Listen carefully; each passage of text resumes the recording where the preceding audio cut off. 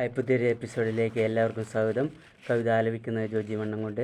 കവിതയുടെ പേര് വേദനയും പരിഹാരവും. എഴുതിയത് ബാബു തളിപ്പറമ്പ്.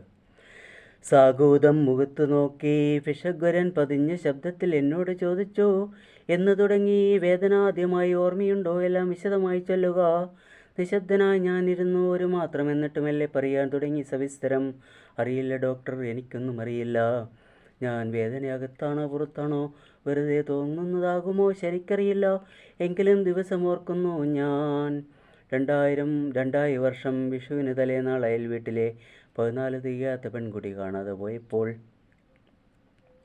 അന്നാദ്യം എൻ്റെ ഇടതെഞ്ചെന്ന് കൊളുത്തിപ്പിടിച്ചതു.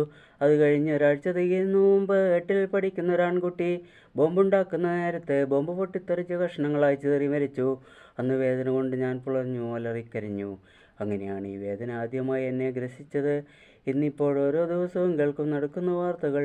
വേദന കൂടുകയാണ്. എവിടെ തൊട്ടാലും ഈ കൊല്ലുന്ന വേദന. ചൊല്ലുക എന്നോട് സാർ. ഞാനെന്ത് ചെയ്യണം? ഉച്ചത്തിൽ പൊട്ടിച്ചിരിച്ചുകൊണ്ട് ഈ ചികിത്സകൻ. മനസാക്ഷി എന്നൊരു ചെറിയ തടസ്സമാണിതിനൊക്കെയും കാരണം. മാറ്റിത്തന്നിടാം, നിശേഷം പരിഭ്രമിക്കേണ്ട.